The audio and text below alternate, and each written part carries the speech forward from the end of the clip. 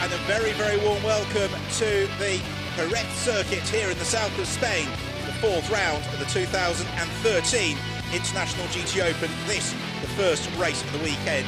70 minutes of fast and furious GT action ahead of us in what will be the seventh race of a fantastic season thus far from the runners of the International GT Open.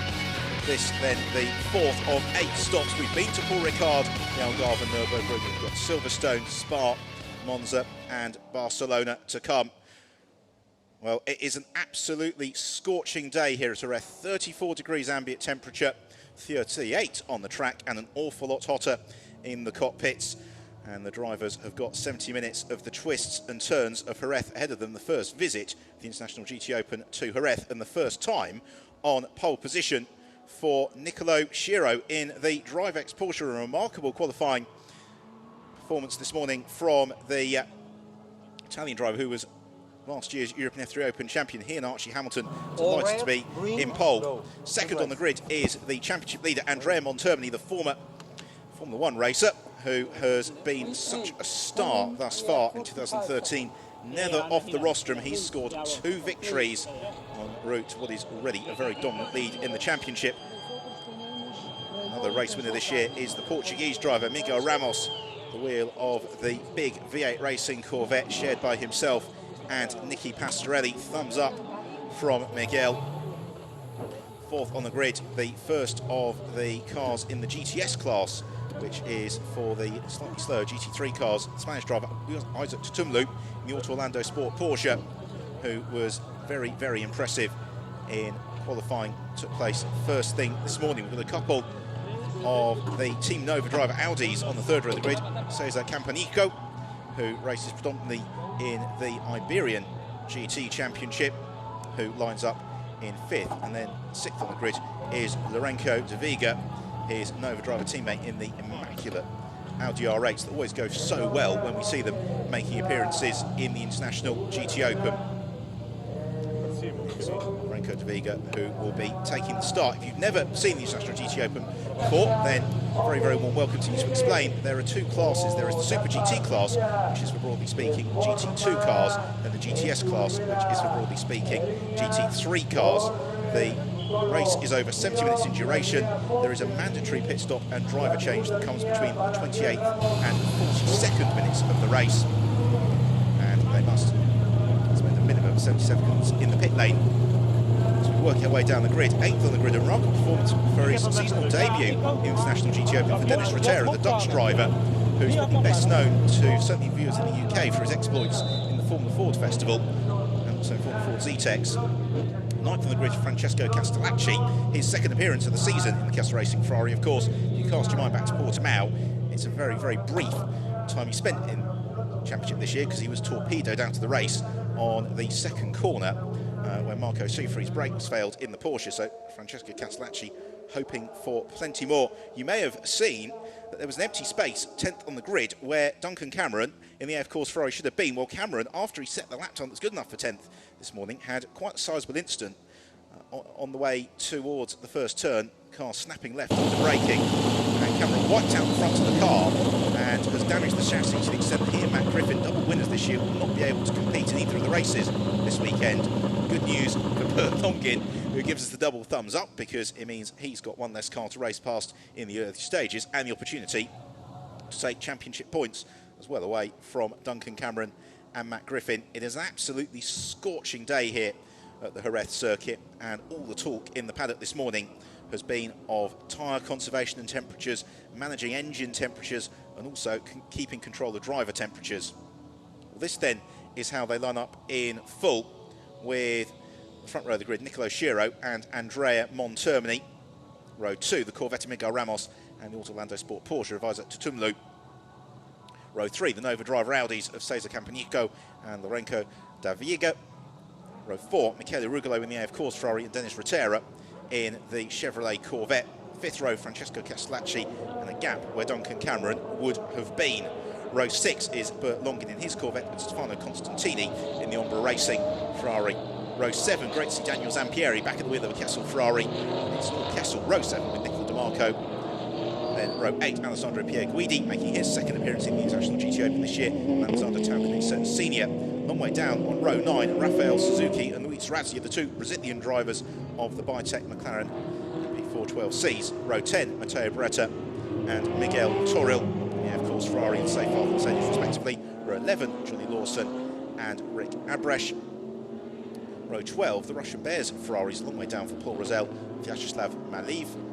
Row 13 is Luis Villalba and the American Stephen Earl. And then row 14, Emilio Teguida in the Auto Orlando Porsche. The cars off on the formation lap. It is, as ever, in the International GT Open, a rolling start. And the drivers were given a very, very stern warning in the drivers' briefing last night to make sure they got in proper formation for the rolling start, because once them out of the Nürburgring to abort the start when the cars are out of formation, so they are told exactly where they need to slow down and get themselves into formation. As I was briefly alluding to, the talk is all around managing temperatures. In the International GT Open, they all run on the controlled compound Dunlop tyre, and the teams have just been finding that in the very, very high temperatures that we've got, the tyre management is absolutely crucial to make sure the tyre lasts over the race duration and gives the grip that it needs. A bigger concern to them, though, is engine temperature, because this Jerez circuit doesn't really have any long straights. The longest straight is the back straight. They've just been coming down now into the turn 6 hairpin. Actually, in the opportunity, they can get lots of nice air into the radiators to cool the engine down. They've been finding when they're running in traffic in qualifying free practice, the engine temperatures go very, very quickly. That will take some management, as will the cockpit temperature. That drives been up and down the pit lane all morning, talking to their rivals about, well, how are you finding a way to keep cool? Because the Bitech team, I was talking to Chris Vanderdrift just before the race started, and he was saying that they put a thermometer in the cockpit yesterday in free practice and it reached 60 degrees centigrade, but that was only on a 3-lap run. The minimum stint time here is going to be something like 28 minutes. Most of the drivers are going to be in the car for 35 minutes. So staying cool, keeping fluids intake up is going to be absolutely crucial. The other element to explain here as well is the pit stop handicap. They almost been a pit for a minimum of 70 seconds, but then successful in previous races means you have longer pits. So the second place car, Andrea Montermini's got negative 45 seconds in the pits relative to the pulses, Nicolo Schiro and Miguel Ramos, third in the grid, negative 30 seconds in the pits. So that is another dynamic to watch for as the race unfolds. For now, though, they pick their way through the edge. Que pasen todos la primera curva, ¿no? Y ahí es donde veremos si obedecen estos pilotos, y yo espero que sí, porque vuelvo a repetir que estamos en momentos distintos, ¿no? Sí que es verdad que el Chevrolet que tenemos justo detrás de Miguel Ramos pues está un poco tratando de comerle distancia a Montermini y a Filippi, que van primeros destacados, ¿no? Y luego tenemos al primer GT3, en este caso de Auto Orlando, que bueno, pues también tienen muchas ganas de demostrar, ¿no? Entonces va a ser reñido cuando menos. As the pace car peels off the road at the very last moment, they then accelerate out to the final hairpin. Everybody looking to make as good a start as they can. And we go green, and away we go. And it's the DriveX Porsche, and Nicolo Schiro has got the inside line to the outside of the Labour Course Ferrari of Andrea Montermini, who swoops through and takes the lead back. Look at Isaac Tutumlu around the outside of Nicolo Schiro. The two Porsches go side by side, and it's Tutumlu in the Auto Orlando Sport car, the white and blue machine, who goes up second. Schiro demoted to third, and that could almost be fourth very soon, because Miguel Ramos in the Vodafone Corvette tries to draw alongside him. At the end, we've got Lorenzo de Viega in the first Nova round, who's jumped clear of Cesar Campanico. Velocidad para hacer una vuelta, pero no para hacer the inside of Bert Longin. That was in the midfield. Front of the field, though, Montermini trying to break clear of Tutumlu as Michele Rugolo slides out wide in the, of course, Ferrari. That allows Francesco Castellacci and Dennis Rotera to get through. Castellacci in the silver, Ferrari, Rotera in the white Corvette. As the back sprint out to the Curvacito Ponds and down the longish back straight into the heavy braking zone for the hairpin at turn 6. Just rubbing door handle Stefano Constantini, trying to gain a little bit of ground as well over Bert Longin. Constantini in the blue and red Ferrari. He's just clear of the white and red Ferrari of Daniel Zamprieri in the midfield, as it is Andrea Montoni who leads at the moment. He's a couple away from Nicolo Schiro. Schiro's instruction for the race though was don't crash, because of course it was early retirement. Sí, lógicamente el GT2 es un coche, digamos, más evolucionado para correr. Lo que pasa es que los GT2 con la normativa que tienen tan súper abierta, pues es muy difícil pararles, porque cada día les permiten más cosas que los propios GT2. Pero bueno, sí que es verdad que los GT2 son más pesados, bueno, parece que son un poco más débiles, ¿no? Pero una debilidad son lobos con piel de cordero, ¿no? Of the former single-seater star Nicola Di Marco, multiple race winner in the FIA Formula 2 Championship. And a pair of them doing battle over 10th and 11th. It's Di Marco who covers the inside line in the Kessel Ferrari. There is Stefano Constantini, who's next up in the Ombre Racing Ferrari. The sole Ombre Racing Ferrari this weekend, by the way, because the car of Mario Cordoni had a pretty drastic disagreement with the barrier at the Slovakia ring last weekend. So that is why it's just Stefano Constantini and this weekend. Battle for second and third, though, is getting very, very tight here between Isaac Tutumlu and Nicolo Schiro. The Drivex Porsche has undergone an awful lot of work since the Nürburgring a fortnight ago. That's the white, yellow and red car of Nicolo Schiro. They've got a new engine mapping on the car. It's got a new rear wing as well. It's suddenly jumped them right up the pace onto the tail of the always impeccably prepared Orlando Sport Porsche. And Isaac Tutumlu, who's previously raced in the Porsche Super Cup and the World Touring Car Championship, withstanding the pressure of Nicolo Schiro, last year's European F3 Open champion. And Schiro bobs and weaves all over the tail of Isaac Tutumlu, who's anxious to pick his way past here. Is Nicolo Schiro as he follows right underneath the rear wing of Tutumlu, and again he jinks to the inside, looking to try and prize the opening into the Ayrton Senna chicane. There's going to be no way through there. So instead, Schiro sits right on his tail, and he needs to, because he's got this queue of cars behind him, mainly Ramos, and then the two Nova driver Audis, before we get a slight gap in the traffic. Back to Francesco Castellacci, and all the while Andrea Montermini, head of the pack, trying to pull clear. So Schiro instead tries to wind up the big Drivex Porsche in pursuit of the similar car of Isaac Tutumlu, but Tutumlu running in the GTS class theoretically should be at least half a second elapsed there, if not a little bit more, but at the moment he's doing a fine job of standing the pressure from Schiro. But Schiro asking all the right questions, and for this Jerez circuit, in all the places you maybe wouldn't expect, he's really just trying to force the error from Isaac Tutumlu, trying to find a car's width to the inside lines. They accelerate out of the curve of Michelin through the very quick and sweeping turn 3. The speed then builds into turn 4 before they head around the Curvacito Ponds, turn 5, and then that will set them up for the run along the back straight, which is really the principal overtaking opportunity. So let's see whether Schiro's got the run here on Tutumlu or not. Again, Tutumlu runs out over the AstroTurf, but he keeps to the racing line, and there's no way through, I don't think, for Nicolo Schiro. And then we've got Miguel Ramos right on his tail as well. 3 cars fighting over second, third and fourth. It's allowing Andrea Montermini just to crack a little bit of daylight between himself and Tutumlu. 1.7 seconds is Montermini's advantage last time through. So that may have gone ever so slightly on this occasion. Tutumlu just runs slightly offline, maybe, through the curve of Jorge Martinez. Now the curve of Angel Nieto. Before heading on to Senna chicane, which is really where Schiro started all that pressure a lap ago. And again, he's so close to Tutumlu on the brakes into the chicane, but then accelerating out on towards the curve of Ferrari. Tutumlu just seems to have enough of an opening, and Schiro is not going to be quite close enough to challenge into the final hairpin as they come towards the end of the third lap of the race. Super to see such a close scrap going on amongst the front runners in the field. Really not spreading out at all, is it? Because Montermini's advantage is only 1.9 seconds over Isaac Tutumlu, and then Tutumlu has got just 0.3 of a second over Nicolo Schiro. In reality, it's about quarter of a Porsche bonnet length, no more than that, as they head around the second corner. Turns 3 and 4, the double left-handers you really can't overtake there. Instead, the speed just begins to wind up. It really puts a lot of pressure on the tyres, a lot of pressure as well on the driver's necks, pulling quite a large G-force. The same then goes for the swooping Curvacito ponds, and you can really see the drivers just don't get any sort of a rest at all around the lap here at Jerez, except maybe for this back straight. It's certainly the standards of the straights, some of the circuits we visit on the International GT Open calendar, really barely long enough at all to get any sort of a rest. Just the field all in very close contact with Nicola DeMarco, still just clear of Burt Longin. That is 10th, 11th.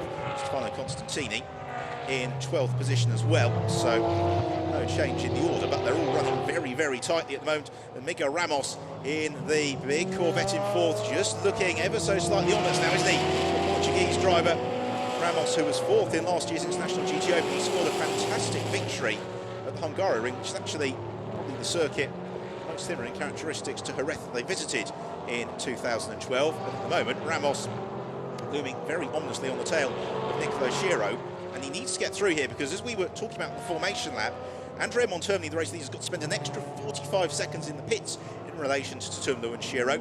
Miguel Ramos has got to spend an extra 30 seconds in the pits, and so they need to race their way past these Porsches and clear of these Porsches very rapidly. And Schiro is well aware that Ramos is coming in, and Nicolo Schiro covers the inside line as they sprint up the hill towards turn 1. Ramos looks the outside line, but it's Schiro who's got the inside covered. There's no way through there for Ramos, but then Schiro just kicks out the tail on the Porsche on the exit. And now Nicolo Schiro, from a moment ago, having been all over the tail of Ayrton Tumlu, he still is, but he's now having to just contemplate consulting his mirrors as well, because he's got Miguel Ramos, Fiat Racing Corvette, there and right in his tail. Then there's that slight gap back to Lorenzo De Vega and Cesar Campanico. They're running in 5th and 6th position. The Nova driver Audi team flying in formation as again to Tumlu makes very good friends with the curb and the AstroTurf on the exit of it, but it doesn't really seem to slow down at all coming out to turn 5. Instead, Schiro jinks the inside line, but that's more to cover any sort of challenge coming from Miguel Ramos. Now, a big difference between the Porsche of Isaac Tumlu, which is the white and blue Orlando car, and then the Drivex Porsche Nicolo Schiro, the red, white and yellow car, is that the Super GT cars, Nicolo Schiro and Miguel Ramos, do not have ABS brakes available to them, whereas Isaac Tumlu does. And the wet, that's a particularly big factor. But also, here on maybe a slightly tighter, twistier circuit, stopping power is absolutely crucial, and that's why you can maybe expect to see, as this race unfolds, some of the Super GT cars taking all sorts of angles of attack as they arrive into the various chicanes. So accelerating out of the Ayrton Senna chicane through the curve of Ferrari on towards the curve of Ducados to complete the 5th lap of the race. The second place runner, Isaac Tumlu, who has been so quick this year as Isaac Tumlu, but he just hasn't had the luck, hasn't had the results. The Nürburgring, 16th and 19th overall were their finishing positions, but in reality they deserve to be on the GTS roster in both races. Just quite get the draw, had a couple of penalties in the Saturday race.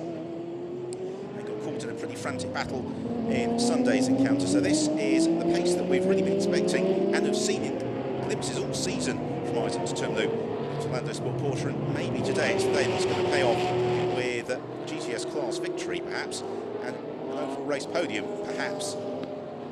But he runs a little bit offline though on the way into turn 5, just out on the marbles. We saw in the preceding European F3 Open race the drivers got onto the marbles, generally headed for a pretty early bath, so they've got to be careful here with maintaining the racing liners again. Miguel Ramos looks to challenge Nicolo Schiro and goes around the outside of him. That's a brilliant move from Miguel Ramos. Will he be able to hold it? No, he doesn't. He slides out wide, but that was very, very brave from Miguel Ramos. Audacious move. Trying to swim around the outside Nicolo Schiro on the brakes, but he's gathered up the Corvette very nicely. He's still coming back at Schiro, and it's Shiro's turn this time to be a little bit flustered. He runs offline, and again Ramos has got the opportunity to challenge him into turn 9. Schiro looking inside the road, though. He's making this as difficult as he possibly can for Miguel Ramos, but Ramos, you can see, is just a bit more confident now. He's braking ever so slightly later than Schiro. Schiro, aware of that, feels he even has to cover the inside line as they arrive into the chicane. Now to come to the end of the lap. We're already 10 minutes into this race. for an hour to go in this oppressive heat, and the drivers should just be starting to feel those cockpit temperatures. Certainly Nicolo Giro, again, driving a bit more inconsistently as he gets a tap from Miguel Ramos coming through the curve of Dulcados. So it's going to be a sprint along the start and finish straight up the hill towards turn one to the inside line. Nicolo Giro in the DriveX Porsche, who is passed by the mobile earthquake of Miguel Ramos. That Corvette makes such a lovely throaty rasp.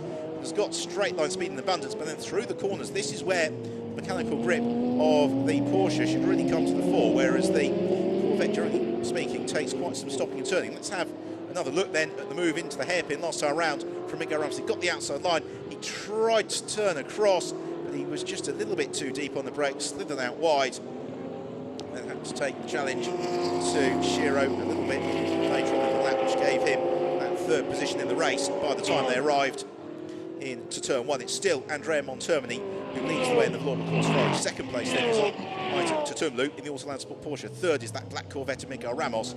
Fourth now is Nicolas Schur in the DriveX Porsche, and then fifth and sixth, the cars we're watching at the moment, the Nova driver, Audi's Lorenzo De Vega and Cesar Campanico. So here is another opportunity to see that move for third position from Miguel Ramos. He got the run through the hairpin, powered past by the time they went over the start and finish line, covered the inside line for turn one, and no way back there at all. Nicolo Giro, and now that Ramos has passed Giro, he sets his sights on Isaac Tutumlu. So having had Porsche versus Porsche as the battle in the first couple of laps of the race, it's now Porsche versus Corvette.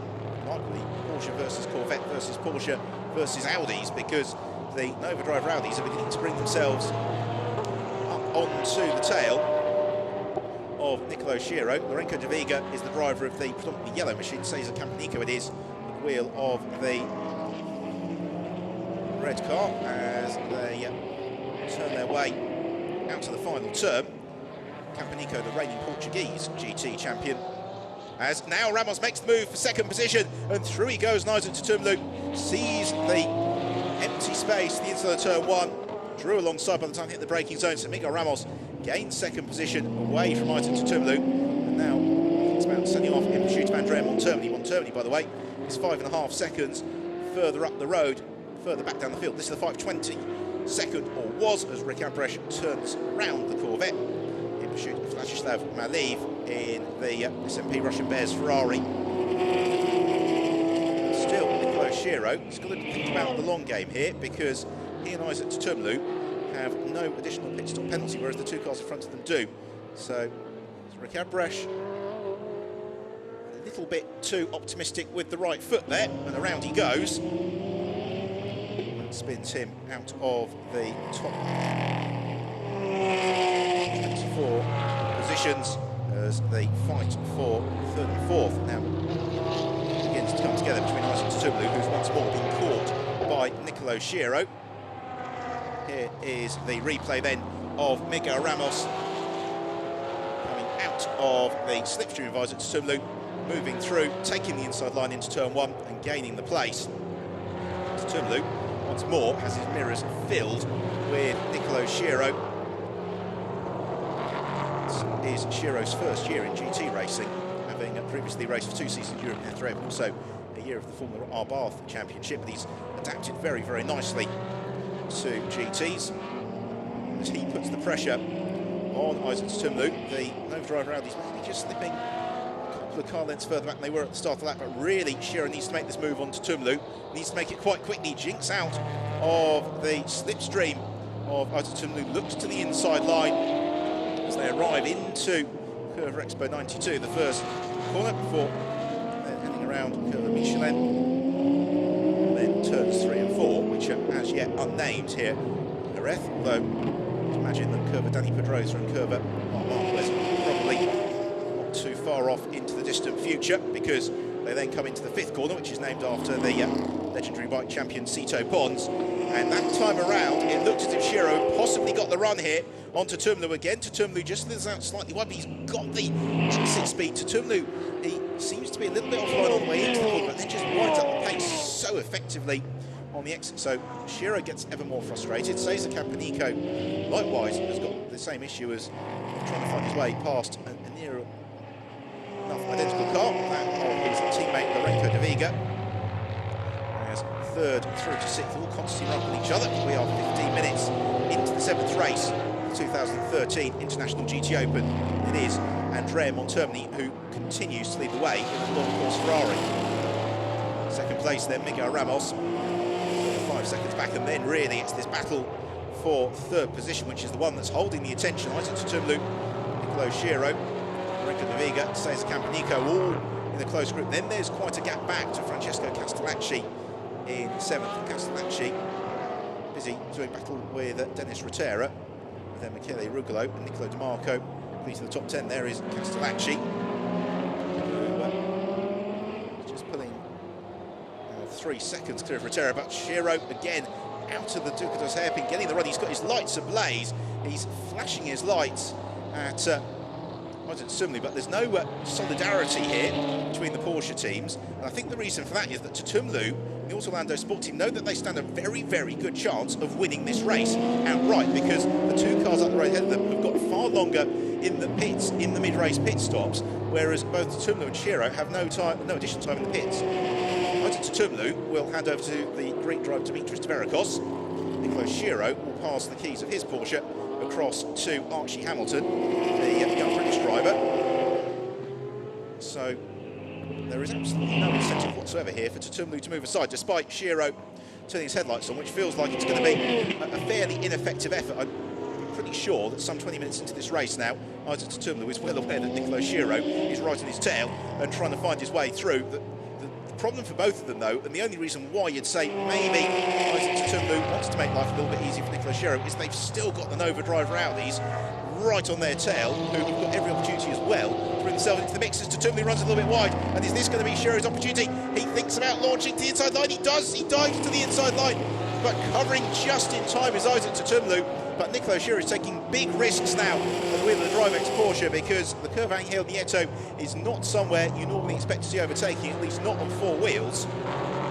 So they come through the Ayrton Senna chicane, and Tutumlu's Dunlop tyres may just begin to get a little bit tired here, because he seems to be sliding the rear of that car, maybe more than he wants to be at this stage of the race, and it's allowing Nicolo Schiro to really pile on the pressure. Schiro takes a nice, clean, crisp line through the final hairpin. Tutumlu this time around is going to maybe suffer in terms of straight line speed along the start and finish straight. He didn't get that hairpin quite as nicely done as Schiro did, but still Schiro can't draw alongside Tutumlu as they climb uphill towards turn one.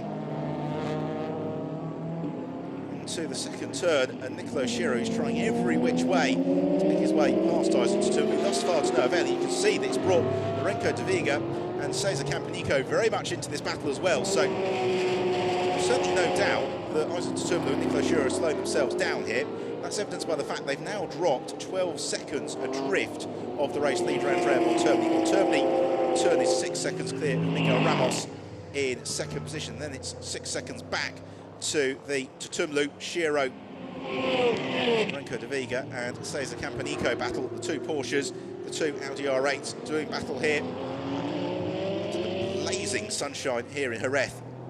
Race leader Andrea Montermini, the Lord of course Ferrari, not been off the rostrum thus far this year. It's Montermini who single-handedly leads the championship from around the pit wall. His co-driver Luca Filippi, and the reason for that is that Portimao, second round of the year, clashed with the Grand Prix, and therefore Luca Filippi has missed the Sunday race with his Sky Italy TV commentary duties. That means that Montermini has got 6 finishes to his name, Filippi has got 5, and that gives Montermini a single-handed championship lead. Making their way through the Ayrton Senna chicane once more. This is going to complete the 11th lap of the race very shortly for the increasingly ferocious fight that is ongoing. We've got a car that's stranded there to the inside of the hairpin. It is one of the AF Course Ferraris, which means that it's either Matteo Beretta or Michele Rugolo, and it is Michele Rugolo, number 54, who's come to halt. Now, hopefully, that car being in an exposed position will not prompt the arrival of a safety car, which is possibly the fear. At the moment, it's being covered by yellows as Schiro makes a big mistake heading through the curve of Michelin. He just gets all crossed up, and it gives Tutumlu slight breathing space. It now means that Schiro is under real pressure from the Renko de Vega. Second position, Miguel Ramos. He's got past Tutumlu. He is losing ground all the while to Andrea Montermini in the Vallorba course Ferrari. Hugo Ramos in the big Corvette. Then we've got Termelu with Shiro, and then Lorenzo De Vega and Cesar Campanico, who continue to run in formation, the rear wing of those immaculate Audi R8, just juddering under the heavy braking into turn 6 heavy. Now this is maybe the opportunity to really gauge the true pace of Shiro. Having made that mistake, how quickly will he get himself up onto the televising to Termelu once more? So I think that will then tell us whether or not Shiro's got the pace in that Drivex Porsche to pull clear of Termelu. Were he able to get through towards the end of another lap? This is to complete lap 12, but they've got waved yellow flags through the final hairpins. They're going to have to be circumspect and take care whilst the work is ongoing to recover the car of Michele Rugolo. A fairly wretched day thus far for the AF Course team. They've got 3 cars entered into the action this morning. Duncan Cameron unable to take the start in their Super GT entry, and Michele Rugolo early retirement on the GTS cars as they go past the scene of that incident involving Rugolo. As it's Termelu completes another lap in 3rd position. There is Daniel Zampieri, number 71, the white red Ferrari on the tail of Stefano Constantini, who in turn is pursuing Bert Longin, and Longin being delayed a little bit by the Kessel Racing Ferrari of Nicola Di Marco. That is the scarlet Ferrari with the white roof. Then there's a slight gap back to the next group, which is being headed up by Alessandro Pierguidi before we get to the 2 Bitech McLarens, the first of those in the hands of Luis Razia, then Rafael Suzuki. That's the car of the Brazilian driver Rafael Suzuki, although Suzuki's done most of his racing thus far in his career in Japan in the Japanese Formula 3 Championship. Luis Razia, the Brazilian driver, who came oh so close to being in Formula 1 this year, signed on the dotted line with Marussia, got badly let down by a sponsor, has been picked up by the Bitech McLaren team, and has really done a masterful job alongside his teammates, who's found the drift. Giorgio Pantano and Rafael Suzuki to develop that car and turn it into bona fide front runner as Suzuki looks to make the move on Pierguidi. Lovely overtaking manoeuvre there by Luis Razia, gains the position. That is good enough then for 13th place. And the traditional GTS manoeuvre there, or rather the traditional Jerez manoeuvre for Luis Razia. Drew alongside Pierguidi, but the top hit the braking zone for the hairpin, and now Razia's through. Let's see the extent to which he can pull away, because that car, number 66, was qualified second on the grid for tomorrow's race. He's certainly got the pace. See it again, and he really caught Pierguidi by surprise. The Italian trying to turn across, take the corner, but absolutely nothing he could do, because Razia had fallen onto his tail.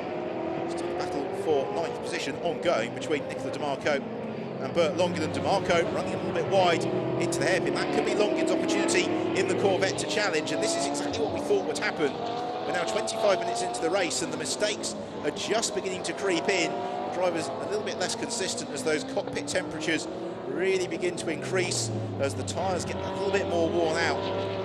And this is the stage of the stint that the drivers getting a little bit nervous about when they were feeling a little bit fresh. Up, and this is where all that training in the gym over the winter and between races comes to the fore, where really mental strength comes to the fore as well, just to keep driving consistently on the physical limit.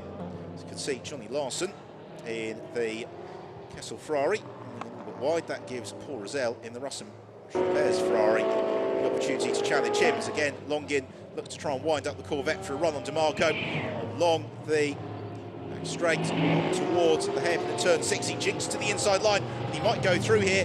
Di Marco gives him plenty of racing room and almost compromises his corner as a result. Di Marco still, though, keeps his nose in front. Longin just couldn't quite capitalise, as Nicola Di Marco remains in 9th position. 10th still in the hands of Bert Longin.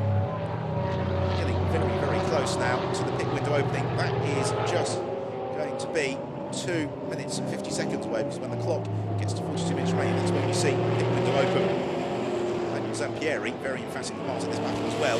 Zampieri, who is the reigning GTS class champion, making his 2nd appearance in the GT Open this year, this weekend sharing with Alan Collari. And Zampieri giving Collari the opportunity to get some very good championship points here in the GTS class. The the sister Corvette of Miguel Ramos continues in second position. The fight for third between Isaac Tutumlu and Nicolo Shiro is exactly as it was, which is Tutumlu clear of Shiro, but nothing really much to choose between the pair of them. Tutumlu, who leads the GTS class in this race, third overall. Nicolo Shiro, well, he just wants to get a good finish because that car has had its fair share of bad luck this season, more than its fair share of incidents and accidents as well. And so he and Archie Hamilton know that this is a golden opportunity to score an excellent result for the Privex team, and also an excellent result to really announce themselves as International GT Open race winners and podium finishers. So Shiro, while he'd like to move clear of Isaac Tutumlu, is also mindful of the fact that with the pit window just a few minutes away, that maybe they could early pit stop, pull that car out of traffic. As we have a look at Bert Longin now, has he been able to make that move finally on Nicola DeMarco, draws the Corvette alongside into turn one, and yet through he goes, gains the place up into 9th position. See the heat shimmering off the Corvette of Miguel Ramos. Very, very hot work for the drivers. As Andrea Montermini heads through the Curva Ducados and accelerates along the start and finish straight. This then is to complete the 15th lap of the race. We're a minute away from the pit window opening. His advantage over Miguel Ramos in the attentions of Lorenzo Vega and Cesar Campanico. And so that is going to be another factor that will come into the team's minds when they start thinking about race strategy. They head out of turn 10 towards the Ayrton Senna chicane, towards the end of the lap and the first lap in which the pit window is open. So will we see any of the front runners diving in on this occasion? Yes, we do. Miguel Ramos has come into the pit lane out of sight of the cameras, but he is into the pits. So Andrea Montermini continues on his way and normally goes quite deeply into the race with a Lorber Course Ferrari, but Ramos is in to hand over to Nicky Pastorelli. Not unsurprisingly, there's cars going on. Now, as we said earlier on, Pastorelli has got to spend an additional 30 seconds in the pit lane beyond that 70-second mandatory minimum time, and that's as a result of the success in previous rounds. Andrea Montermini, well, that Lorber Course Ferrari can spend an extra 45 seconds in the pits as a result of just the ongoing cumulative success of that car this season. And that's why Montermini has been pushing so hard to try and build as large an advantage as he possibly can, which means that Luca Filippi shouldn't be left with too much to do after the pit stops finished, because such has been the pace of Montermini that he's actually now 25 seconds clear of the Tutumlu and Shiro battle, which is over half of that additional pit stop penalty. So if Luca Filippi is able to get a not dissimilar advantage on Tverikos and Hamilton in the second half of the race, then it could yet be a successful day for the Lorber Course team. Also into the pits is Rafael Suzuki. He hands over to the ex-Formula 1 racer Giorgio Pantano. Pantano, who's also most recently been seen single-seaters in America in the IndyCar series. Vitek McLaren gets top up of fuel as Montermini heads into the pits in the race-leading Lorber Course Ferrari, and he will hand over to the former GP2 star Luca Filippi, who was runner-up in the 2011 GP2 Championship. So out hops Montermini. Filippi jumps in, and I suspect when we see pictures of the drivers with their helmets off, we'll realise just how hot it is as Nicolo Shiro does elect to come into the pits nice and early, hopefully bring that Drivex Porsche out into clear air. In the hands of Archie Hamilton, also in as well is Lorenzo De Vega, and De Vega to hand over to Manuel Giao in the yellow Nova Driver Audi. So Isaac Tutumlu continues on his way. Well, he might, because Tutumlu's probably a little bit quicker than his co-driver Dimitris Tverikos. Manuel Giao has actually rejoined after his pit stop exactly from whence he left the track, although he's just behind this time teammate Cesar Campanico. So number 80 Nova Driver Audi in the battle that it was participating, but it essentially is a lap down because Lorenzo De Vega has been in to hand over to Manuel Giao. We've got 38 minutes remaining here at Jerez in the first race, the fourth round of the 2013 International GT Open, the seventh race of the season. It's now this man, Isaac Tutumlu, who leads the way. still the ferocious battle goes on. A bit lower down the GTS order with Nicola Di Marco just clear of Stefano Constantini and Daniel Zampieri. Strazio also part of that scrap as well. He's brought Alessandro Pedigree in single seat, so we've got three very quick drivers who are part of the mix here. The wild card, though, is going to be where into the mix is Demetrius Veracos feed out. Also, what about the Nova Drive Rowdies? In the meantime, Nicola Di Marco's work is done. He hands over to Lorenzo Bontempelli in the Kessel Ferrari. You can see there in the garage the drivers who got out of the car being just doused in cold water. As Hamilton accelerates over the line, and after the pit stops sort themselves out, Hamilton the first of the drivers to have had his pit stop in the overall order, so he is clear of Manuel Jiao in the Nova Drive Rowdy. According to our timing screen, he is 8th in the race overall. 9th in the race is Nicky Pastorelli, and Pastorelli's deficit to Archie Hamilton is 9 seconds. So right, this is now the narrative of the race, which is what can Nicky Pastorelli in the Vodafone Corvette and Luca Filippi in the Villorba Corse Ferrari do about closing in on Archie Hamilton. The gaps at the moment we will give you after we admire one of the SMP Chambert's Ferraris going across the grass, almost going to the beach. It's still a sort of day for going to the beach, but not in the sense that happened there. So as we were saying, the gap between Hamilton and Pastorelli is 9 seconds. The gap between Hamilton and Filippi is 16 seconds, and really that's what we're going to have to watch for. The other car that could very emphatically be part of this mix is that black car that's third in the queue, Alexander Taukanitsa, and that is Alexander Taukanitsa Jr., who is now at the wheel, the Belarusian driver, a winner in the Winter Series, who has been very impressive this season, and one of those drivers is really deserving to be in contention. He's currently sandwiched, though, by the Bytec McLarens, both of which have now made their pit stops. So the 65 car is in the hands of Giorgio Pantano, 66, as the former international Formula Master champion Chris van der Drift. Pantano and van der Drift were really just worried about the physical toil that this next 34 minutes is going to exact on them. And then on their tail is Michael Lyons in the AF Corse Ferrari, and they are all fighting what will be positions right inside the top 10. Great to see Michael Lyons going so well. And Michael Lyons amongst that group is somewhat uniquely a Formula 1 race winner, admittedly in historic Formula 1 cars, but Lyons, who essentially has two parallel careers, one of which being a top-line international GT race, and the other of which is that if you have got a very, very valuable historic single-seater car, Michael Lyons is the man we wish to entrust with it. He's won the Tasman Trophy in Australia for the historic Formula 5000 cars. He recently won two historic Formula 1 races in the Brands Hatch Grand Prix circuit. And this is a golden opportunity for Lyons, who again has been plagued by bad luck this season. So this is the battle currently for 11th. It's Chris van der Drift clear of Alexander Taukanitsa Jr., then Giorgio Pantano and Michael Lyons. That group of cars all trying to get up onto the tail of Lorenzo Bontempelli, as Pantano is able to squeeze clear of Alexander Taukanitsa Jr. Has he gone through? Yes, he has. So Giorgio Pantano, he aims the position on Taukanitsa Jr., who's just made that slight mistake in the AT Racing Ferrari. He has now got Michael Lyons up onto his tail as well. I think the progress of the Bytec McLarens is going to be well worth watching, because the cars, relatively speaking, were much quicker in the second qualifying session that we had around lunchtime, where the track conditions were much warmer, much closer to what we've got now. Could be really quite something as they look to climb on up through the pack.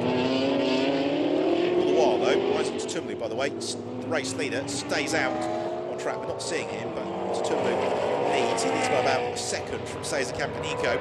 There's some fight going on then for some of the cars that had their mandatory pit stop. They don't want to slow themselves down too much here, because really what they want to do is try and close in on Lorenzo Bontempelli, and then by the time those that haven't had their pit stops have had their pit stops, that will give us an indication as to where they fit into the overall scheme of things. Lyons crawling low the tail of Alexander Taukanitsa Jr. as they jink and jostle their way through the chicane.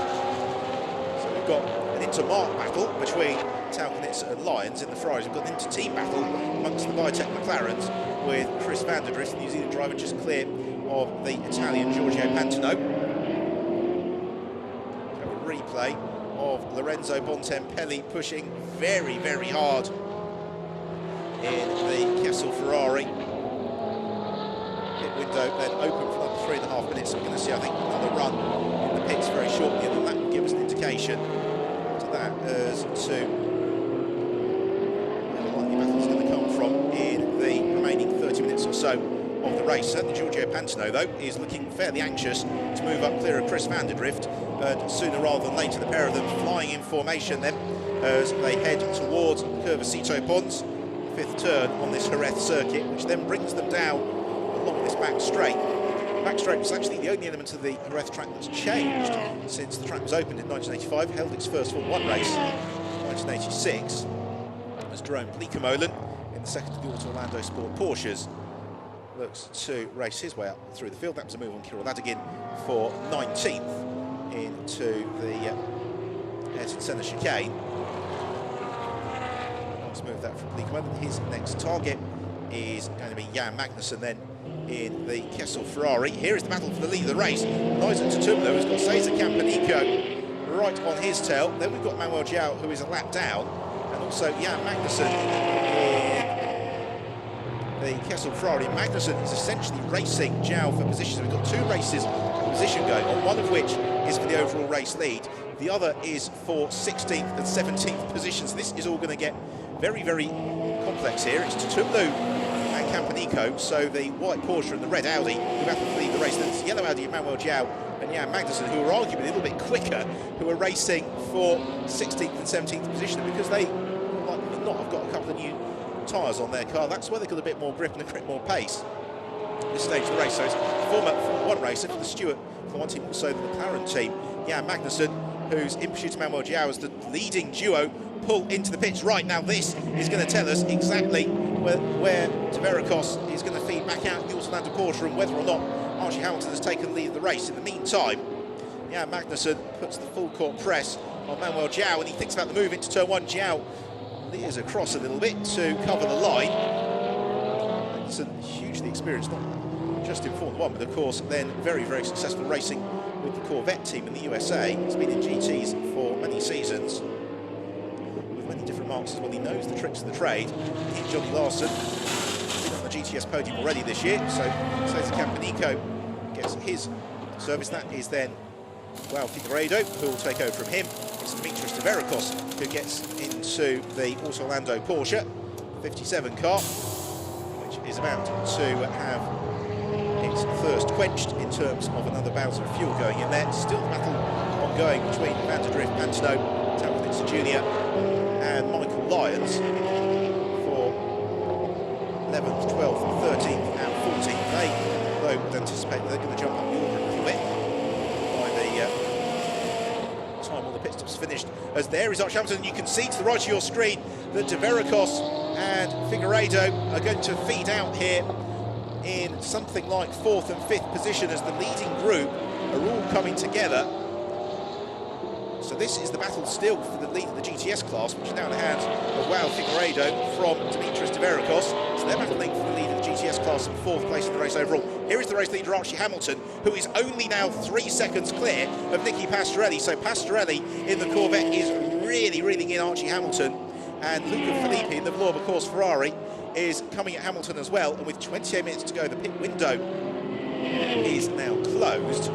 But more importantly, Hamilton has got a heck of a lot of work to do in the DriveX Porsche to withstand the challenge from Pastorelli and Filippi, because although Archie Hamilton has got an awful lot of pace, he's not got the years of experience that Nicky Pastorelli and Luca Filippi do. This is Hamilton's first season racing in the Super GT Porsche, although he was with the Auto Orlando Porsche team last year in the GTS class.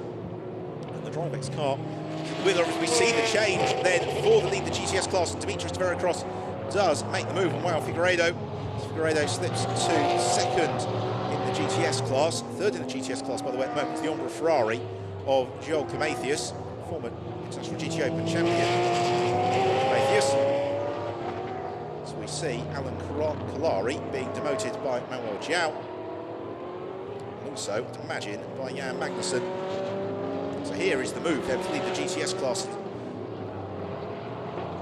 Full speed, a lovely move that from Dimitris Tverakos, gains the position, takes the lead of the class. Still the fight going on between the the two McLarens and the two Ferraris. Now Giorgio Pantano having to withstand a little bit of pressure from Alexander Taukanitsa Jr. Now the pit stops have been completed. It's still the battle for 10th, 11th, 12th and 13th, because we rather thought might be the case, because they've been so busy battling amongst themselves. It means that those who've had clear air have been able to pump into some good lap times and actually jump them in the pits, relatively speaking. Archie Hamilton on his 24th lap of the race. He's about to come up onto the tail of Freddie Kramer to put a lap onto the German driver. Hamilton's advantage over Pastorelli chipped down by 1.5 seconds on that last lap. You can see Pastorelli looming ever larger on the tail of Archie Hamilton, but as we saw in the first half of the race, of course, it's one thing to catch the car in front and be right on its tail. It's quite another to find your way past it, and that is really going to be the big exam question asked of Archie Hamilton here, is whether or not he can keep Nicky Pastorelli at bay for the remaining 25 minutes or so of this race. Given the rate at which Pastorelli has been closing in, it feels like it could be a particularly big ask here for Archie Hamilton. For a while, the car we're not seeing, the Vauxhall Course Ferrari of Luca Filippi, is getting ever closer, and Hamilton has caught Freddie Kramer really in the worst possible position on the track. That single file Ayrton Senna chicane, absolutely nothing that Kramer could do at all to get out of the way. The German gentleman driver who's been on the podium previously in the GTS class in the International GTO, but that was at Monza a few years ago with Brian Lavio, as Kramer moves aside, allows Hamilton through. Pastorelli not quite able to clear him, and that was very, very interesting throughout the final hairpin there. You may have just seen that Pastorelli seemed to back off the pace and was very gradual as he got under power onto the start and finish straight, and that in turn would indicate that Pastorelli is maybe struggling here just a little bit with the grip of his Dunlop tyres, and he's beginning to nurse them.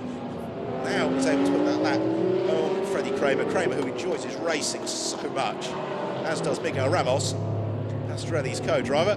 Ramos gives the thumbs up to the camera. Now Pastorelli is clear of Kramer. He is released to do what he can about chasing down Archie Hamilton. Hamilton has found another lap clear of Pastorelli, but Pastorelli, despite those delays behind Freddie Kramer, still took 0.8 of a second out of Hamilton last time around. The gap between the pair of them then 1.2 seconds. There's 24 minutes remain in the 7th race of the 2013 International GT Open here on a scorching day in Jerez in southern Spain. It is Archie Hamilton who leads the race from Nicky Pastorelli by just over a second. The Drivex Porsche leading the V8 Racing Corvette in 3rd place. We've got Luca Filippi in the Vauxhall Course Ferrari closing in 4th, and leading the GTS class is Dimitris Tverakos in the Auto Orlando Sport Porsche from Figueiredo, Nova driver Audi, and then 3rd in the GTS class is Joel Comathius. That is how the podium positions stand at the moment, but I have to say it's looking very likely that we may see a change for the race lead shortly, as Nicky Pastorelli has inexorably been closing up onto the tail of Archie Hamilton. Perhaps that's not unsurprising, because the Porsche naturally has an abundance of mechanical grip, but what that means in turn is that whilst it's very quick over a single lap, it really is able to carry the momentum through the turns. It does use up its tyres far faster than some of the other marques. The Corvette also chews through the Dunlops, but if you drive as Pastorelli is, who's just being very careful on acceleration, unlike and having a spin, Jackie Camp, who goes around, in fact, right in front of the leaders, through. Luca Filippi goes through in 3rd position. Camp should rejoin. Yes, if you drive as Pastorelli is at the moment, take the time out Hamilton where you can. You don't use the tyres up quite as quickly. So around goes Camp, snatching the brakes. The rear of the car overtakes the front, and he has a quick 90-degree spin. Hamilton lights ablaze. Nicky Pastorelli lights ablaze. Down the back straight, and Pastorelli showing himself in Archie Hamilton's mirrors. Hamilton is abundantly aware of Pastorelli's progress onto his tail, and then through turn 7 into turn 8, curve of Jorge Martinez, and after another legendary Spanish motorcycle champion, Nicolas Giro, watching on from the pit wall. The Drivex team chewing their nails to the quick, because as much as anything, they would dearly, dearly love to win this race, but they've not been on the rostrum either thus far this year. So what they don't want is Hamilton to get involved in an accident, trying to keep Pastorelli behind him. And look at the back of the shot as well, Luca Filippi is coming onto the tail of this battle too. So if Archie Hamilton is able to withstand the pressure from Pastorelli for a couple of laps. He's going to make it a three-way fight for the lead, and that really is what Archie Hamilton needs, because if Pastorelli and Filippi get involved in their own fight, that means that Hamilton can maybe just buy himself a little bit of breathing space. That's the tactic that Pastorelli's co-driver, Miguel Ramos, deployed so effectively on Ring last year. There's Ramos in the garage, watching nervously. What a battle this is here in Jerez between Hamilton and Pastorelli. They head out of the first turn onto the curve of Michelin. Turn 3. Pastorelli, he was just half a second back and got another car that was recovering. It's a safety car, and that was Jackie Camp then, who was poised in the middle of the road, who didn't recover properly from that spin, and the safety car comes out with 21 minutes remaining. There is the V8 Racing Corvette of Jackie Camp, who has conspired to move the car as he tried to recover, actually into the middle of the road, brought it to a halt. It's going to bring the entire field together. What the last 20 minutes or so of the race we're going to have. Miguel Ramos right to smile nervously, because that's potentially good news in terms of controlling tyre temperatures, in terms of allowing the drivers a little bit of a break. It does leave everybody a little bit vulnerable to a challenge. Unfortunately, what it takes away from us is the battle shaping up very, very nicely, which goes on hiatus temporarily.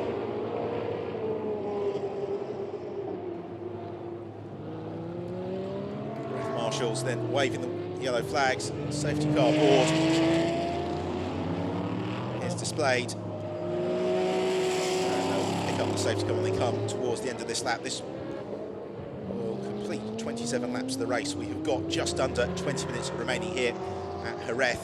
And it is this car, the Drivex Porsche of Archie Hamilton, who leads from Nicky Pastorelli in the Corvette. Third place then is Luca Filippi, in fourth, and in the GTS classes, Dimitris Tverikos, fifth. Joao Figueiredo. Sixth is Dietrich Schitthoff. In seventh place and third in the GTS class is Joel Prometheus. Eighth is Lorenzo Bontempelli. Ninth, Chris Van der Drift. It's Giorgio Pantano, who completes the top 10 as things stand. Thus far, been a very, very successful first visit to Jerez for the International GT Open. It really is. The track seems to lend itself perfectly to some very, very close racing.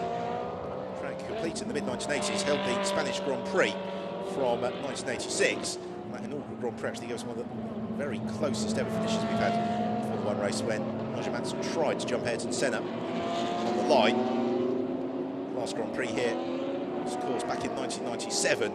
We had that controversial clash between Jacques Villeneuve and Michael Schumacher that left Schumacher in the Grand Trap and gave Villeneuve the World Championship. Since then, really, the World Championship racing we've had here at Jerez has been promptly given over to two wheels, where it is rapidly establishing itself as something as the spiritual home of MotoGP racing. Always a huge crowd here to enjoy the action. So here is the incident that brought out the safety car. It was the spin in the Corvette for Jackie Cam. That wasn't the issue, but when he recovered that car, he seemed to get into a little bit of bother, lost the engine, stalled it.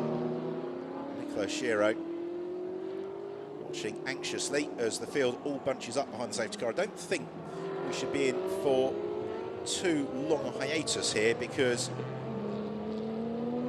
Cam's car isn't damaged, it's on the road, and with the right assistance will either get going under its own steam, or it shouldn't be too difficult to get a tow truck to him to move him to a place of safety. So we've got certainly this lap behind the safety car. We may have one more, because the field haven't bunched themselves up entirely yet, as Dimitris Tverikos, leading the GTS class in this thus far, is potentially the result that he deserves. But I think the real concern for him, and well, Figueiredo, is that then just behind him they've got Joel Prometheus, and then Lorenzo Bontempelli, Chris Van der Drift, Giorgio Pantano, all of whom stand a very, very good opportunity of making some places up quite quickly once the safety car heads into the pits.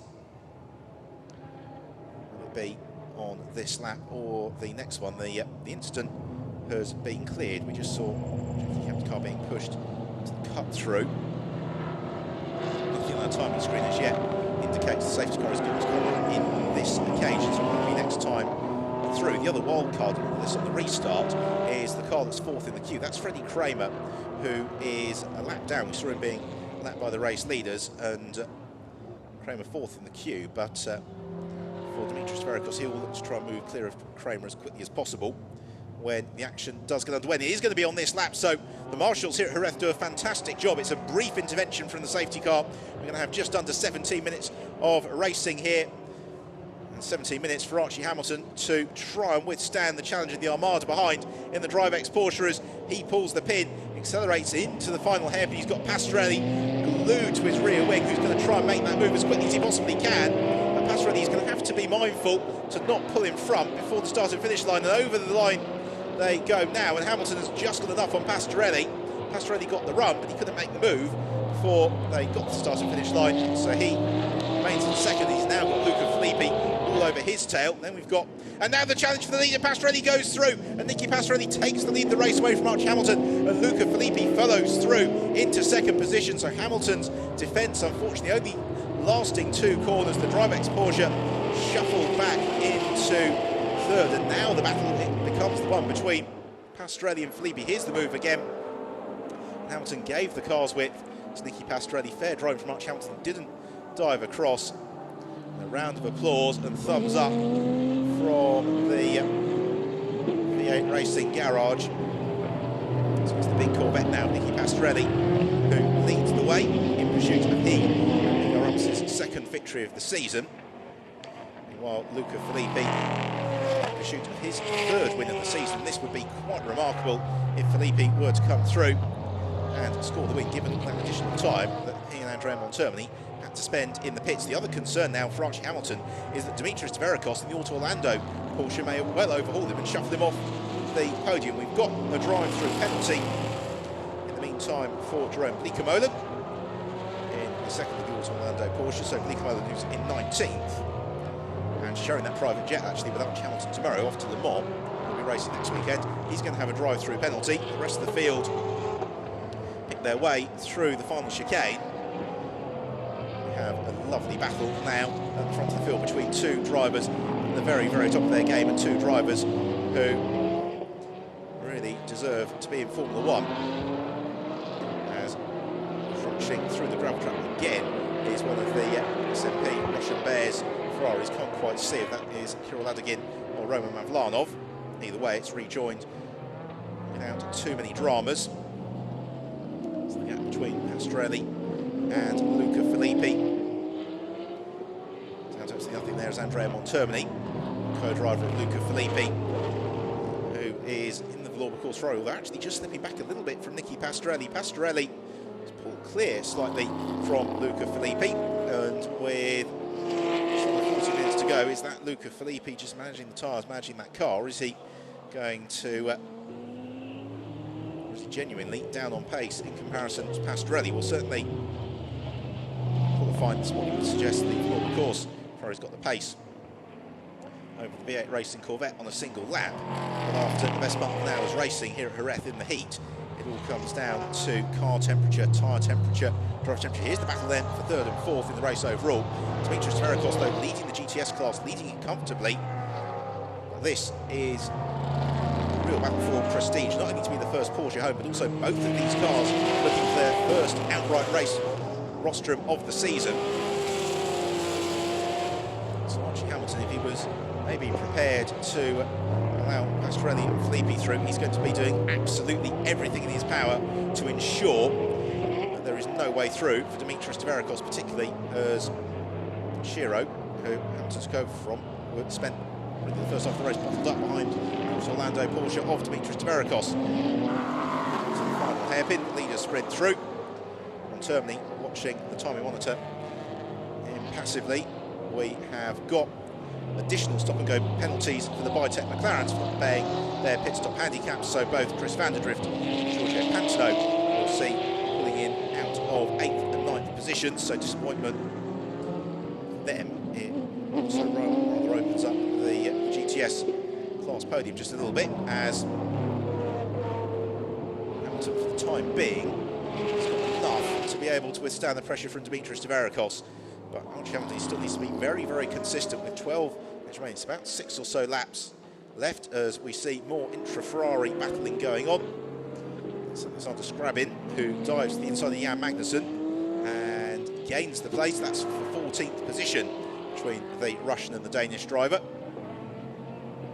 Luca Filippi just looks to be coming back a little bit, doesn't he, at Nicky Pastorelli. Certainly allowing Pastorelli to jump clear, and I just wonder whether Filippi dropped back on last lap just to allow a little bit of cool air into the radiator scoop at the front of the Ferrari 458, and then will really begin to challenge towards the latter stages of the race on Nicky Pastorelli. The challenge, though, for Luca Filippi is that the Corvette is so potent in a straight line that really Filippi's not going to be able to overtake in the conventional overtaking spots here at Jerez. So he's going to have to try and force the mistake from Pastorelli through maybe one of the slower corners. Pastorelli certainly trying very, very hard. He rides over the green elevated concrete curbs, the inside of the chicane, and then plants his right foot, squirts out of the curve of Ferrari onto the final hairpin,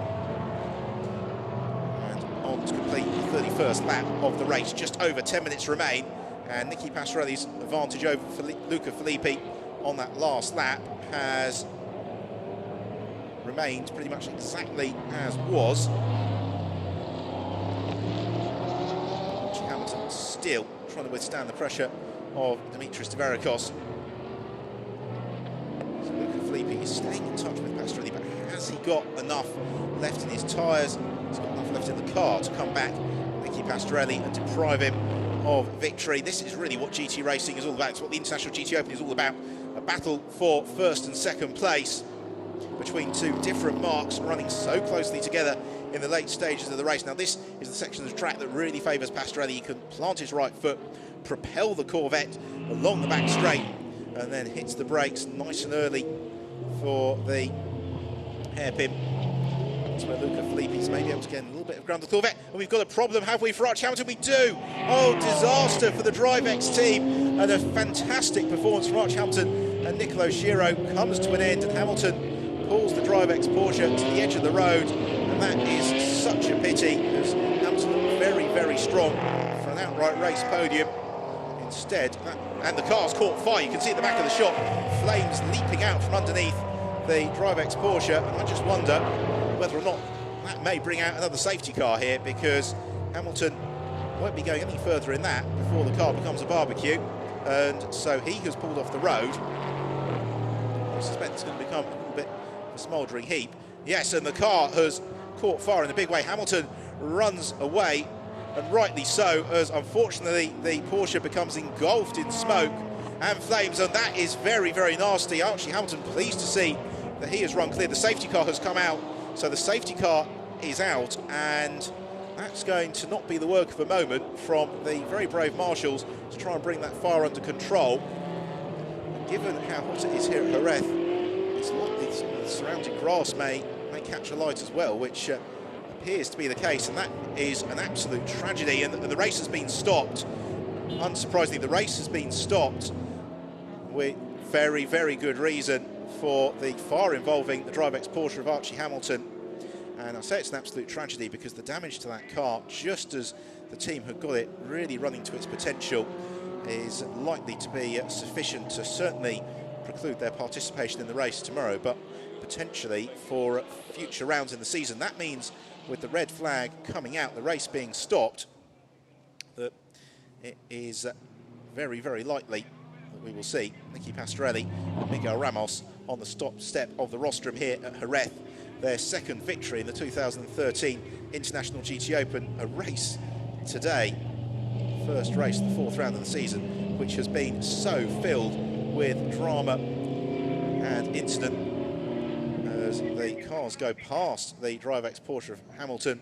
The fire crews arrive on the scene, and if you are just joining us, just to reiterate the fact that Archie Hamilton has climbed clear of that Porsche. He's over the barrier. He's completely unharmed as a result of that fire. So we just caught a glimpse of it at the back of the shot as he came through the hairpin, and as Hamilton pulled the car off the road, it just really caught hold. So there is the beginnings of the flames for Archie Hamilton, and thereafter it got very, very unpleasant indeed. And just very fortunate that Hamilton was able to get clear, that no other cars have been involved in that. But that is incredibly bad news for the DriveX team. Miguel Ramos, as he saw the safety car and the red flag coming out, not sure what that meant for him and Nicky Pastorelli. That's probably one of the biggest fires we've seen in these National GT Open since Nando Topicello at Brands Hatch back in 2010. So for Andrea Montermini and Luca Filippi, it means that their incredible run of podium position finishes is going to continue. So the car's being brought to a halt and being directed into the pit lane. And a very, very unfortunate end to what up until then had been an absolutely scintillating and thrilling race here in Jerez. So as the red flag came out, the order was Nicky Pastorelli leading the way from Luca Filippi. Third in the race overall, Dimitris Deveracos, who also was in command of the GTS class, from fourth. Well, Figueiredo second in the GTS class, fifth. Diedrich Schitthoff in sixth place was Joel Camathius, who was third in the GTS class, and that for Camathius and Stefano Constantini, by far their best result of the season in the Ombre Racing Ferrari, so they will find that immensely satisfying. We've got a couple of cars that have run into problems. Well, Figueiredo, one of them, the other is JEREZ in his Ginetta G50, and into Parc Ferme, race winner Nicky Pastorelli, the steam pouring forth from the Corvette as well, and he has the hug and handshakes with Miguel Ramos. Second place going to Luca Filippi and Andrea Montermini. That's now 7 races on the bounce that they have been on the rostrum, and as they won't extend their championship advantage over Pastorelli and Ramos, they will. Filippi and Andrea Montermini continue to lock out the 2 top places in the championship, and certainly Montermini and Filippi would not have been expecting that as a result at the start of the day, given the pit stop handicap they had to overcome, but the safety car was well timed to close up the gaps. The talent of Pastorelli and Filippi did the rest, and then the red flag, whilst it's deprived us of a very entertaining final few laps of a battle, has given us a result that is going to make the championship increasingly interesting as the season continues to progress, as the marshals here at Jerez done a fantastic job, as have the fire tenders, to bring the conflagration of the DriveX Porsche to an end. And let's just hope that that car hasn't been completely burnt out inside and that it is salvageable. A slightly muted end to what had been an excellent race. So here is a look then at some of the highlights. As away went from the line, and it was a drag race between Nicolo Schiro and Andrea Montermini to the front first turn. A drag race that was won by Andrea Montermini, with then Isaac Tutumlu jumping up into second place in the Orlando Porsche, pushing Schiro to third. Miguel Ramos there in fourth. The real story of the first half of the race was the ongoing scrap between Nicolo Schiro and Isaac Tutumlu, but Tutumlu, driving superbly, was able to withstand the pressure from Nicolo Schiro, who then came under sustained attack from Miguel Ramos. This move to the outside, the turn 6 hairpin, didn't quite work out for Miguel Ramos, but he then made the job stick on the climb up towards the first corner.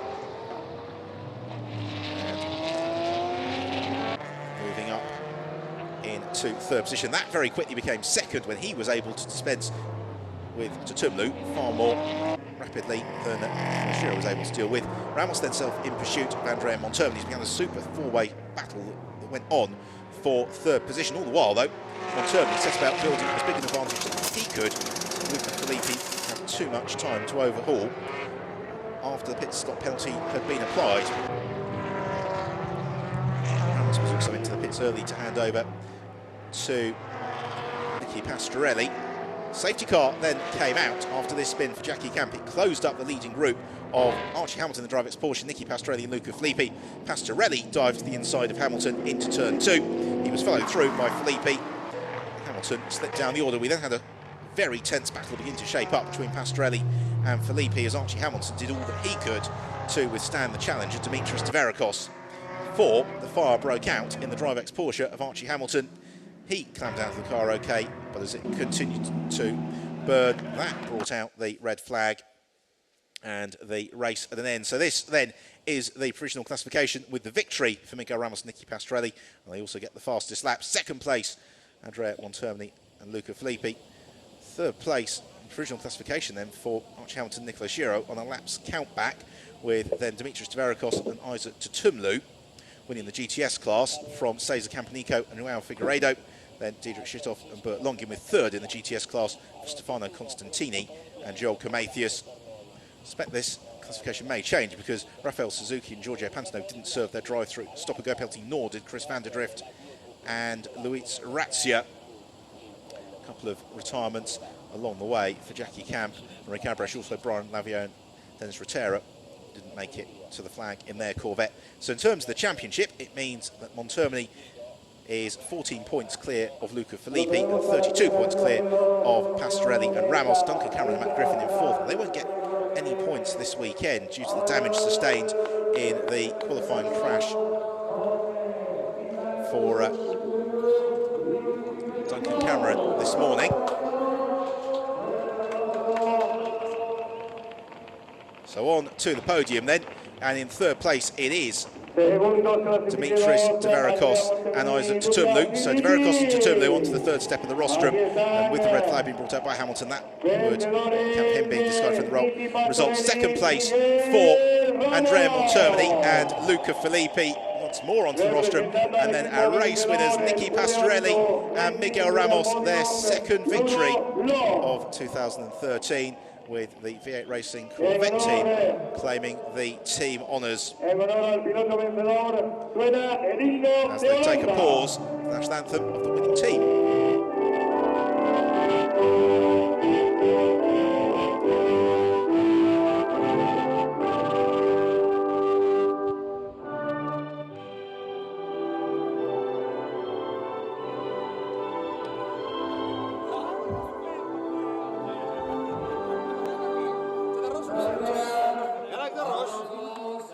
National anthem finished. It is in time to begin the presentation of the trophies. And this being a region famed for its production of wine, in particular sherry, we have sherry glasses as the trophies here this weekend. Very, very fitting, really getting into the regional flavour here at Jerez. So more trophies for Monthermely and Filippi. And then the spoils of victory for Miguel Ramos and Nicky Pastorelli. A pair of them both drove superbly, really managed the race, managed the conditions. And they hoist their trophies aloft on the top step of the rostrum, where I'm sure they will be joined in a very short course by their team principal.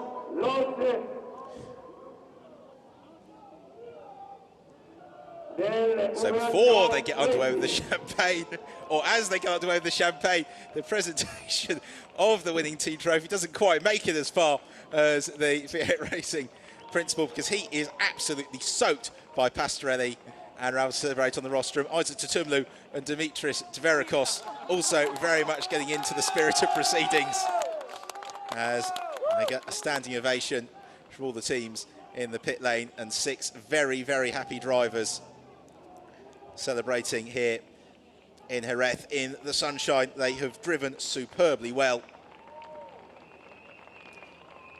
And thumbs up all around. Tverakos and Tutumlu for third overall. That in particular was absolutely fantastic, and the performance that really their pace all season has deserved. They just haven't quite had the luck or the race falling in the right way for them, but today it has. They win the GTS class, they get third in the race overall. Second place then for Luca Filippi and Andrea Monthermely, the Lorber Course team. Every meeting they've got more sponsors on the car, and every meeting they get closer to the 2013 title. They will be chased all the way by today's winners, Nicky Pastorelli and Miguel Ramos.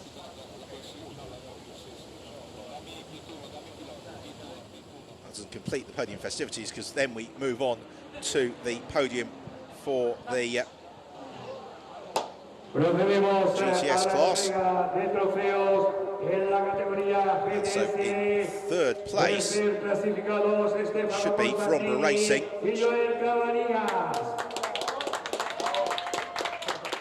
Joel Komathias and Stefano Constantini. Second place, very, very popular local success, Raul Figueiredo and Cesar Campanico. And then our winners in the GTS class, third in the race overall, Dimitris Deverakos and Isaac Tutumlu. Thumbs up all around and celebrations as well for the Auto Orlando Sport team.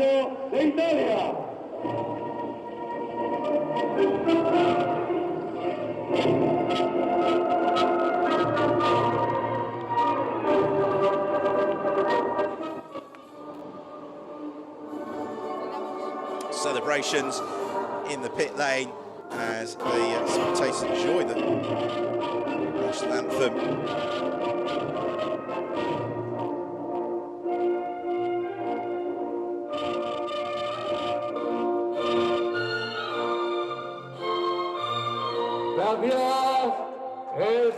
The Italian national anthem in honour of the Auto Orlando Sport team. And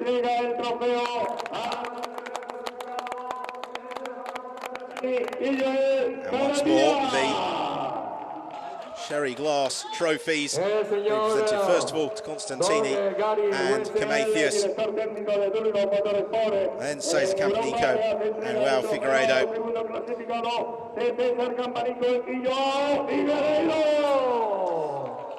And then a very, very, very successful day's work for Dimitris Deverakos and Isaac Tutumlu. Not only did they get third in the race overall, they also win the GTS class. Always very impressive to see a GTS car on the overall race rostrum. And for Auto Orlando Sport, all the hard work has paid off, and they claim their first team's victory of the season.